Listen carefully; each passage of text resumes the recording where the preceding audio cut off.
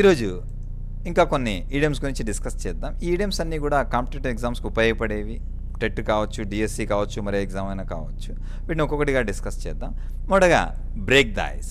Break the ice అంటే అర్థం ఏంటంటే మౌనాన్ని వీడడం, బిడియాన్ని వదిలించడం. బ్రేక్ అంటే పగలగొట్టడం, ఐస్ని పగలగొట్టడం. అంటే దీని అర్థం ఏంటంటే, ఉదాహరణకు మీరు కొత్త చోటుకి వెళ్ళారు, ఇంటర్వ్యూకి వెళ్ళారు, అందరు కూడా కొత్త వాళ్ళే, ఒకరితో ఒకరు పరిచయం లేదు, మీరందరి మధ్య సైలెన్స్ ఉంది. ఆ సైలెన్స్ను బ్రేక్ చేయడానికి మీరేం చేశారంటే పక్కన వాళ్ళతో మాట్లాడారు. మీ పేరు చెప్పడము, లేకుంటే హాయ్ చెప్పడము, లేదా ఈరోజు చాలా వేడిగా ఉందని చెప్పడము, ఈ విధంగా మాట్లాడి మీ మధ్య ఉన్న సైలెన్స్ ఏదైతే ఉందో దాన్ని బ్రేక్ చేశారు. దీని ఏమంటారంటే బ్రేక్ ద ఐస్ అంటారు. యాక్చువల్గా ఇది ఎలా వచ్చిందంటే, పూర్వకాలంలో ఓడల్లో ప్రయాణం చేసేవాళ్ళు. అయితే ఓడలో ప్రయాణం చేసేటప్పుడు కొన్నిసార్లు వాళ్ళకి పెద్ద పెద్ద మంచు కొండలు ఏవైతే ఉన్నాయో వాళ్ళకి అడ్డుపడేవి. అయితే వాటిని పగలగొట్టడానికి వాళ్ళు ఏం చేసేవాళ్ళంటే చిన్న చిన్న ఓడలను పంపించేవాళ్ళు వాటిని పగలగొట్టడానికి. ఆ చిన్న ఓడలు వెళ్ళి ఆ ఐస్బర్గ్ను పగలగొట్టేవి. తర్వాత వాళ్ళకి దారి ఏర్పడేది, వాళ్ళు ఈ విధంగా వెళ్ళేవాళ్ళు. అదేవిధంగా మనుషుల మధ్య ఉన్న సైలెన్స్ను, ఇన్కంఫర్టబుల్ను బ్రేక్ చేయడానికి మనం ఏదైతే మాట్లాడి మన మధ్య ఉన్న సైలెన్స్ను బ్రేక్ చేస్తామో దీన్నే బ్రేక్ ద ఐస్ అంటారు. ఇంకో ఎగ్జాంపుల్ కూడా చూద్దాం. ఉదాహరణకు పెద్ద హాల్ ఉంది, సెమినార్ హాల్ ఉంది, అందరూ కూడా సైలెంట్ కూర్చున్నారు, ఇన్కంఫర్టబుల్గా ఫీల్ అవుతున్నారు. అప్పుడు స్పీకర్ ఒక జోక్ చెప్పడం ద్వారా అందరూ కూడా కంఫర్ట్గా ఫీల్ అయ్యారు. To break the ice he started talking about the weather. అతడు వాళ్ళ మధ్య ఉన్న సైలెన్స్ను బ్రేక్ చేయడానికి అతను ఏం చేశాడంటే started talking about the weather గురించి మాట్లాడడం ప్రారంభించాడు. చాలా వర్షం పడుతుందనో, చాలా వేడిగా ఉందనో, చాలా చలిగా ఉందనో, ఈ విధంగా చెప్పి వాళ్ళ మధ్య ఉన్న సైలెన్స్ అంతాను బ్రేక్ చేశాడు. తర్వాత బై హార్ట్ అంటే అర్థం ఏంటంటే మనసు పెట్టి నేర్చుకోవడం. Learn by heart, know by heart. ఇది యాక్చువల్గా ఎలా వచ్చిందంటే, పూర్వకాలంలో మన మనుషులు ఏం విశ్వసించే వాళ్ళంటే, మనుషులకు జ్ఞాపక శక్తి, మేధస్సు గుండెలో నివసిస్తాయని విశ్వసించేవాళ్ళు. జ్ఞానం అనేది గుండెలో భద్రంగా ఉండేదని భావించేవాళ్ళు.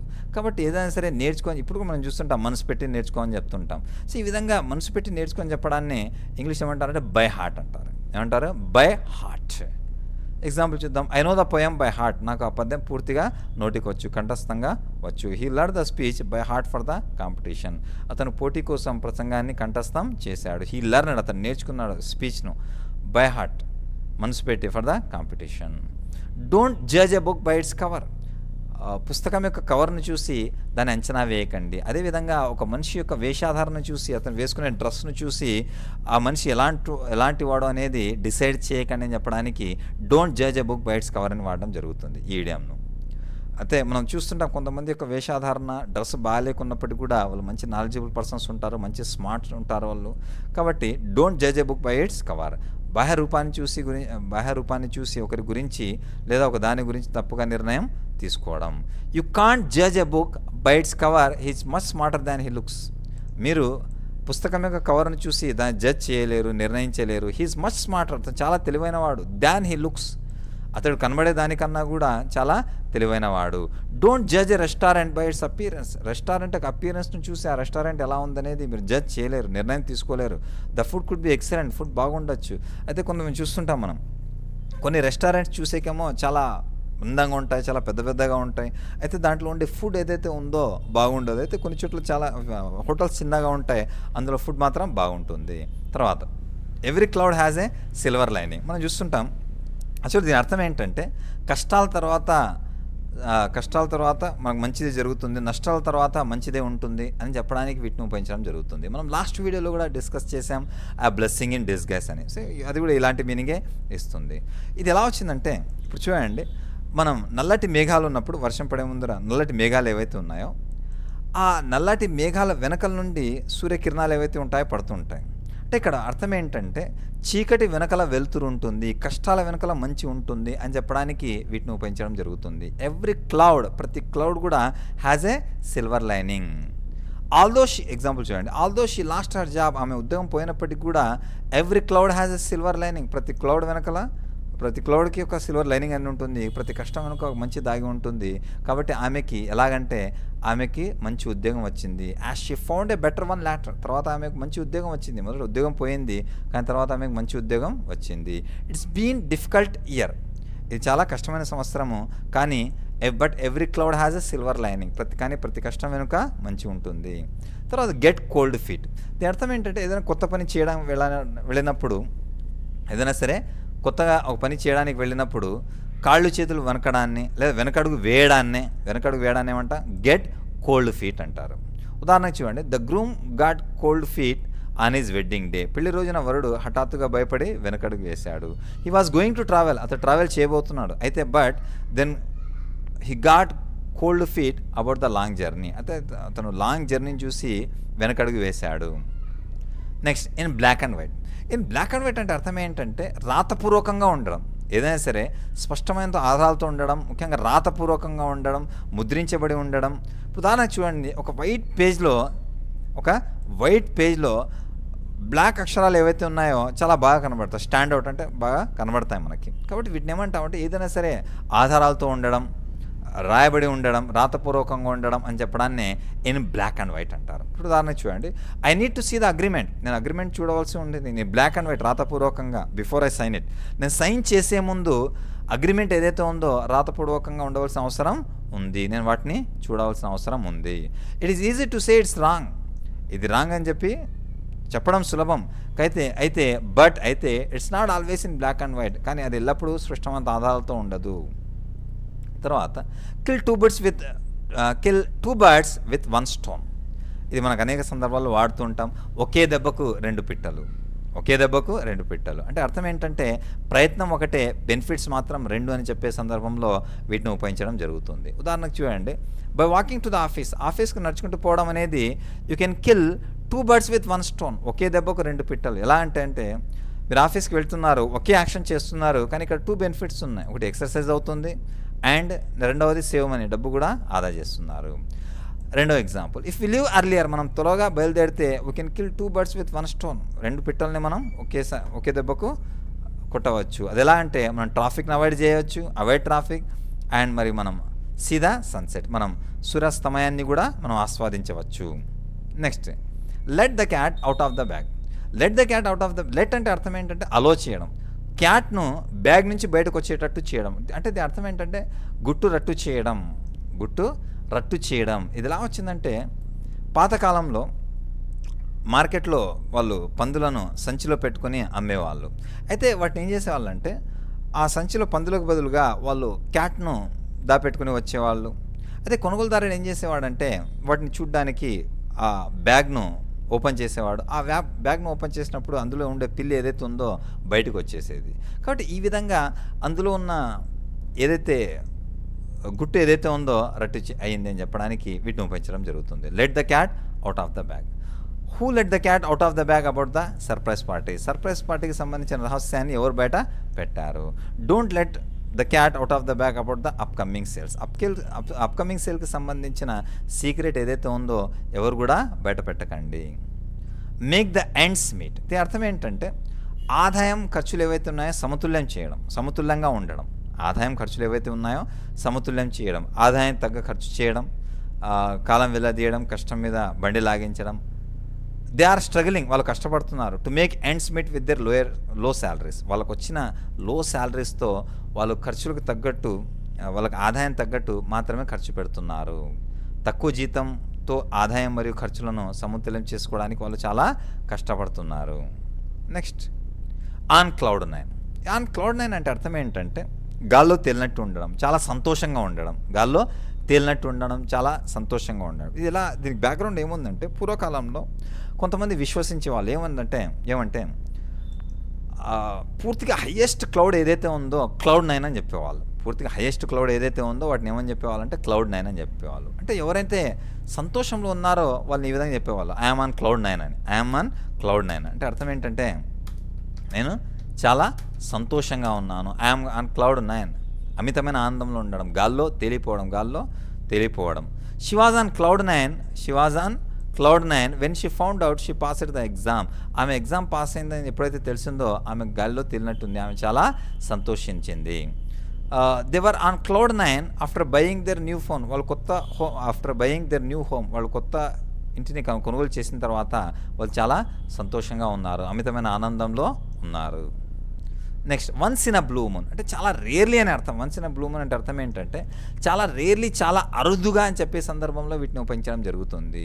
యాక్చువల్గా దీని యొక్క అర్థం ఏంటంటే మనకు తెలుసు ఫుల్ మూన్ అంటే పౌర్ణమి అనేది 2.5 సంవత్సరాలకు ఒకసారి, అంటే 2 ఇయర్స్ 7 మంత్స్కి ఒకసారి ఫుల్ మూన్ వస్తుంది. అంటే ఒకే నెలలో 2 పౌర్ణమిలు వస్తాయి. ఒకే నెలలో 2 పౌర్ణమిలు వస్తాయి. అంటే ఇది రేర్గా జరుగుతుంది కాబట్టి ఏదైనా సరే మనం రేర్గా చేస్తాము, అమావాస్యకో పౌర్ణమికో ఎప్పుడో ఒకసారి, రేర్గా అని చెప్పడానికి once in a blue moon అంటారు. ఉదాహరణ చూడండి, my brother lives in Canada. మా బ్రదర్ కన్నడలో నివసిస్తాడు. So I see him only once in a blue moon. నేను అతన్ని చాలా అరుదుగా కలుస్తాను. He goes to the gym once in a blue moon. అతడు జిమ్కి చాలా అరుదుగా వెళ్తాడు, చాలా తక్కువగా వెళ్తాడు, ఎప్పుడో ఒకసారి వెళ్తాడు. అంటే ఆల్మోస్ట్ తక్కువ అని చెప్పడానికి వాటిని ఉపయోగించడం జరుగుతుంది. తర్వాత పుల్ సమ్ వన్స్ లెగ్. ఎవరినైనా సరే ఆట పట్టించడానికి, ఎవరిన ఆట పట్టిస్తున్నారు అని చెప్పడానికి, జోక్ చేస్తున్నారని చెప్పడానికి వీటిని ఉపయోగించడం జరుగుతుంది. పుల్ అంటే లాగడం, ఒకరి యొక్క కాళ్ళను లాగడం. యాక్చువల్లీ ఇది ఎలా వచ్చిందంటే, పూర్వకాలంలో దొంగలు ఏం చేసేవాళ్ళంటే వాళ్ళని కాళ్ళను లాగి కింద పడేసి వాళ్ళ దగ్గర ఉన్న వాటిని దోచుకునేవాళ్ళు. కాబట్టి ఈ విధంగా రాను ఎలా అయిందంటే, ఎవరినైనా ఆట పట్టించడానికి వీటిని ఉపయోగించడం జరుగుతుంది. Pull someone's leg. ఉదాహరణ చేయండి, డోంట్ వరీ, చింతించకండి, కంగారు పడకండి. ఐఎమ్ నాట్ రియల్లీ యాంగ్రీ, నిజంగా నేను కోపంగా లేను. I'm just pulling your leg, just నేను జోక్ చేస్తున్నాను, ఆట పట్టిస్తున్నాను. తర్వాత Rome wasn't built in a single day. అందరికీ తెలుసు, మనం అనేక సందర్భాల్లో వీటిని ఉపయోగిస్తూ ఉంటాం. రోమ్ లాంటి మహా సామ్రాజ్యం ఏదైతే ఉందో ఒక్క రోజులో నిర్మించబడలేదు. అదేవిధంగా గొప్ప గొప్ప కార్యాలు ఏవైతే ఉన్నాయో ఒక్క రోజులో సాధించబడవు అని చెప్పడానికి వీటిని ఉపయోగించడం జరుగుతుంది. Be patient with your exams preparation. మీ ఎగ్జామ్స్ ప్రిపరేషన్తో పేషెంట్గా ఉండండి, చాలా ఓపికతో ఉండండి, ఓర్పుతో ఉండండి. ఎందుకంటే Rome wasn't built in a single day. మనం చాలామందిని చూస్తుంటాం, చాలాసార్లు ఏం చేస్తుంటారంటే షార్ట్ కట్స్ కోసం ప్రయత్నిస్తూ ఉంటారు. అయితే షార్ట్ కట్స్ నేర్చుకోవడం వల్ల అప్పటికి బాగానే ఉంటుంది, కానీ వాటి వల్ల సబ్జెక్ట్ రాదు. సబ్జెక్ట్ కోసం కొద్దిపాటి కష్టపడవలసి ఉంటుంది. అయితే షార్ట్ కట్స్ కన్నా కూడా మీరు పూర్తిగా నేర్చుకున్నట్లయితే, మీరు పేషెంట్తో నేర్చుకున్నట్లయితే మీకు షార్ట్ కట్ కన్నా కూడా ఎన్నో బెనిఫిట్స్ ఉంటాయి. ఆ సబ్జెక్ట్ అనేది మీకు ఈజీగా అర్థమవుతుంది. మీకు ప్రశ్న ఏ విధంగా ఇచ్చినా కూడా మీకు అర్థమైపోతుంది. Rome was not built in a single day. Rome లాంటి మహానగరం ఏదైతే ఉందో ఒక రోజులో నిర్మించబడలేదు. CI2I, ఏకాభిప్రాయానికి రావడం. CI2I, ఇద్దరు వ్యక్తులు ఒకే రకమైన అభిప్రాయాన్ని కలిగి ఉండడం, ఏకీభవించడం. ఇప్పుడు చూడండి, my sister and I don't always CI2I on politics. మా చెల్లెలు మరియు నేను ఎప్పుడు కూడా పాలిటిక్స్ మీద ఒకే అభిప్రాయానికి రాము. The manager and the team finally saw I2I on the project plan. Manager మరియు అతని టీం చివరికి ఏకీభవించారు ప్రాజెక్ట్ ప్లాన్ పైన. తర్వాత సిట్ ఆన్ ది ఫెన్స్, గోడ మీద పిల్లి అని చెప్పడం. అంటే అర్థం ఏంటంటే ఎటు పక్షాన కూడా ఉండకపోవడం, ఇరు పక్షాలు కూడా సపోర్ట్ చేయకపోవడాన్నే గోడ మీద పిల్లి అంటాం. దీని ఏమంటామంటే గోడ మీద పిల్లి అంటాం. ఉదాహరణకు 2 పార్టీస్ ఉన్న A, B అని చెప్పి ఏకి సపోర్ట్ చేయకపోవడం, Bకి సపోర్ట్ చేయకపోవడం, తటస్థంగా ఉండడం. దీని ఏమంటామంటే గోడ మీద పిల్లి. Sit on the fence. చూడండి, you can't sit on the fence forever. మీరు ఎల్లప్పుడూ కూడా గోడ మీద పిల్లలా ఉండలేరు. You have to choose a side. మీరు ఏదో ఒక సైడ్ ఎంచుకోవాల్సి ఉంటుంది. He decided to sit on the fence during the family ఆర్గ్యుమెంట్లో అతడు గోడ మీద పిల్లిలా వ్యవహరించాడు. అతను నిర్ణయించాడు గోడ మీద పిల్లలా ఉండడానికి, అంటే తటస్థంగా ఉండడానికి, ఎటువైపు కూడా సపోర్ట్ చేయకుండా ఉండడానికి అతడు నిర్ణయించాడు. స్పిల్ ద బీన్స్, ఇది కూడా ఎలాంటిదంటే ఏదైనా సరే సీక్రెట్ను రివీల్ చేయడాన్నే స్పిల్ ద బీన్స్ అంటారు. We are planning a surprise party but my brother spilled the beans. అయితే మా బ్రదర్ ఆ సీక్రెట్ను రివీల్ చేశాడు. తర్వాత the ball is in your court. Ball is in your court అంటే అర్థం ఏంటంటే, ఇప్పుడు మీ ఆప్షన్, ఇప్పుడు నిర్ణయం తీసుకోవాల్సింది మీరే, యాక్షన్ చేయవలసింది మీరే అని చెప్పాల్సి వచ్చినప్పుడు దీన్ని వాడడం జరుగుతుంది. ఇప్పుడు ఉదాహరణకు మీరే టెన్నిస్ ఆడుతున్నారనుకోండి, బాల్ని ఎవరు కొడతారు, ఎవరి దగ్గర అయితే బాల్ వస్తుందో వాళ్ళే ఆ బాల్ను కొట్టవలసి ఉంటుంది.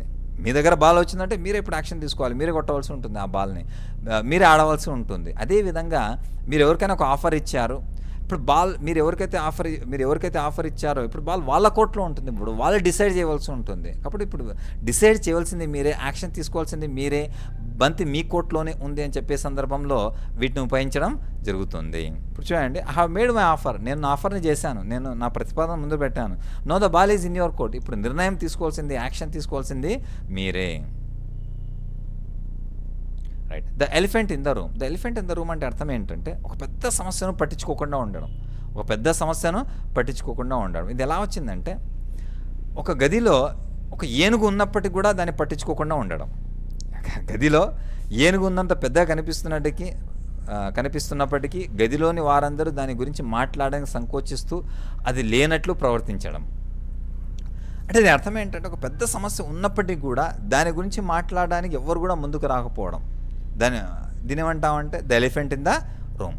ఎగ్జాంపుల్ చూద్దాం. No one wanted to talk about the companies losses. Company loss గురించి ఎవరు కూడా మాట్లాడడానికి ముందు రావడం లేదు. ఇది ఎలా ఉందంటే which was the elephant in the room. సమస్య ఉన్నప్పటికీ కూడా దాని గురించి ఎవరో మాట్లాడడానికి ముందుకు రావడం లేదు. తర్వాత టైం ఫ్లైస్. సమయం గడిచిపోవడం. సమయం రెక్కలు కట్టుకొని ఎగిరిపోయినట్లు చాలా వేగంగా గడిచిపోవడం. సమయం చాలా వేగంగా గడిచిపోవడం అనే సందర్భంలో టైం ఫ్లైస్ని వాడడం జరుగుతుంది. నీళ్ళలాగా కరిగిపోవడం, కాలం రెక్కలు కట్టుకొని ఎగిరిపోవడం. మనం చూస్తున్నాం సంతోషంగా ఉన్నప్పుడు మన కాలం కనబడదు. Time flies when you are having fun with friends. స్నేహితులతో సరదాగా గడుపుతున్నప్పుడు సమయం ఎలా గడిచిపోతుందో తెలియదు. I can't believe it's already July. ఇది ఆల్రెడీ జూలై వచ్చేసింది, నేను నమ్మలేకపోతున్నాను. నిజంగంటే సమయం గడిచిపోతుంది, వేగంగా గడిచిపోతుంది. తర్వాత under the weather. Under the weather అంటే అర్థం ఏంటంటే కొద్దిపాటి ఒంట్లో బాగలేకపోవడం, నలతగా ఉండడాన్ని అండర్ ద వెదర్ అంటారు. యాక్చువల్లీ ఇది ఎలా వచ్చిందంటే పూర్వకాలంలో బోట్ మీద, పడవల మీద ప్రయాణం చేసేటప్పుడు వాతావరణం బాగలేకున్నప్పుడు కొంత ఆరోగ్యం క్షీణించేది. వాళ్ళు ఏం చేసేవాళ్ళంటే అండర్ ద డెస్క్, ఆ ఓడలోకి కింద లోపలికి వెళ్ళిపోయేవాళ్ళు. కాబట్టి అప్పటి నుంచి స్టార్ట్ అయింది ఏంటంటే ఎవరికైనా సరే ఆరోగ్యం బాగలేదని చెప్పడానికి వీటిని ఉపయోగం స్టార్ట్ చేశారు. I won't be able to come to work today. I won't be able to come to work today. నేను ఈరోజు వర్క్ రావడం లేదు, ఎందుకంటే because I'm feeling a bit under the weather. నాకు ఈరోజు ఒంట్లో సరిగా లేదు. చివరగా ఏదైనా సరే ఒక ఎప్పటికీ సాధ్యపడని లేదా జరగని విషయం చెప్పడానికి వెన్ పిక్స్ ఫ్లైని వాడడం జరుగుతుంది. పందులకు రెక్కలు ఉండవు, అవి ఎగిరినప్పుడు అని చెప్పడానికి, అంటే ఒక పని ఎప్పటికీ జరగదని చెప్పడానికి వీటిని ఉపయోగించడం జరుగుతుంది. గాడిద కొమ్మలు వచ్చినప్పుడు ఎప్పటికి జరిగిన పని అని తెలుగులో చెప్పొచ్చు. He will clean his room when pigs fly. అతడు రూమ్ని క్లీన్ చేస్తాడు ఎప్పుడు గాడిదలు కొమ్మలు వచ్చినప్పుడు. అంటే ఇది ఎప్పటికీ జరగని పని అని. Thanks for watching.